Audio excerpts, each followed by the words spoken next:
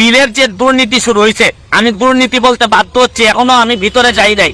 কারণ হচ্ছে গিয়ে একই বাসায় একই মানুষের কিভাবে 1300 আর 4000 কেমনে বিল হয়, এইটা আমি মানুষ দেখেন, এই বিলের কাগজ ছাড়া আমি কথা বলতে চাই না। জোট সরকারের সময় অন্ধকারে 17 ঘন্টা ছিলেন, উনি বিদ্যুতের দামের কথা বলেন। মাননীয় সংসদ সদস্য, আপনার স্পিকারের মাধ্যমে আমি জানতে চাই তার কাছে, উনি ভুলে গেছেন। আরে অন্ধকারে থাকার যে কষ্ট, আরে সেই কষ্টের কথা বলেন। মাননীয় স্পিকার, আপনার কাছে অনুরোধ করি, আল্লাহর হস্তে সংসদ সদস্যরা বিদ্যুৎ জ্বালানি নিয়ে কথা বলেন না। আমি জানি না কোন মুখে আপনারা কথা বলার সাহস করেন। হয়তো লজ্জা শরমের অধিকার আপনাদের মধ্যে নাই। মাননীয় সদস্য জনাব সৈয়দ সাইদুল হক হবিগঞ্জ 4 সম্পূরক প্রশ্ন। ধন্যবাদ মাননীয় স্পিকার।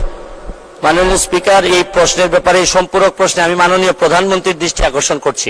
কেন আমার বিরুদ্ধে এইরকম নির্যাতন চলতেছে?